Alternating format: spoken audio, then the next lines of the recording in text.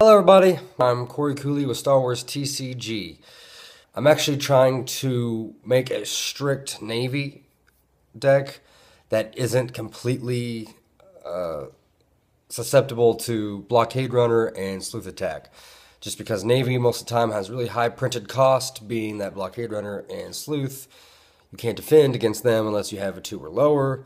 So I'm kind of working with different cards to maybe stop that and also work well against other decks too. So I guess I'll share with you the main 2 that kind of run this new deck that I built.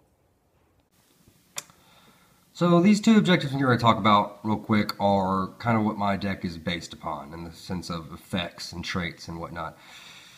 So we got the General's Imperative. It could very well work out just because a lot of these units attached to it have shielding. So we'll see how it works out. We got General Veers, which I plan to use a lot. It's what I'm kind of basing my deck around, which is I have a lot of walkers. Not too many troopers, but I do have walkers. They tend to cost less and do different damage, which is more or less objective damage. Troopers, not so much, it seems, especially with Navy. Now, it being a black tactic and a white blast, I'm not too inclined to attack with him, especially because I need him for his effect, if I get him out. But I have 2 of them, so it is what it is, and it kind of frees up a little thing. He's not going to be much of a contender in the edge battle or the force struggle, so pretty much going to hang him back, use his resources, and if he has to defend himself, he can.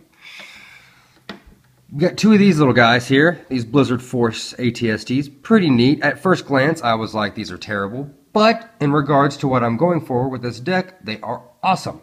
So 2 cost, right? So it can defend against those pesky yellow cards, like Sleuth and Blockade Runner. They have shielding. So this shielding comes into play a lot in my deck. Something I haven't messed with, especially with Navy. It's normally shielding, that seems like, is a lot with the light side, but this is interesting. So it's got a black blast so that I can attack if I want to, but most likely I'm probably going to hang these guys back and defend and place that shield on my objective if I run into any sleuths or whatnot. But they are there for attack. Now we'll go to Turbo Laser Battery. This is a very scary enhancement. After an enemy objective is destroyed, sacrifice this enhancement to discard all enhancements from play.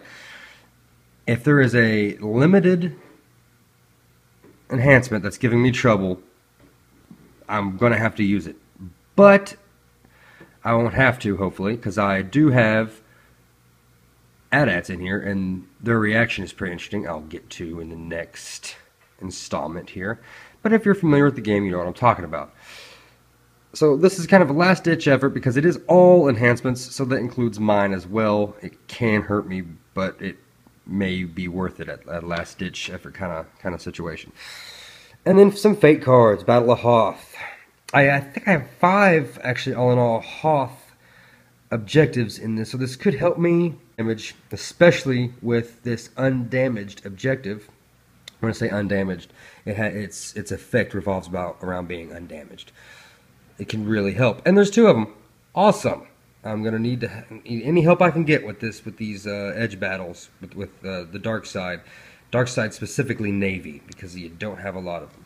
So this is what I got so far for you guys. I plan on kind of alluding more on my deck later on, maybe a more lengthy type episode, maybe even kind of keeping you guys updated on how it does and the changes I make, since I talk about making changes and tinkering all the time. Hit us up on our Twitter, that's at Star Wars TCG, and Facebook, it'll be Star Wars TCG. Just click it in the old search bar, click like it. Appreciate you watching and listening to our podcast. I'll keep in touch, guys. See ya.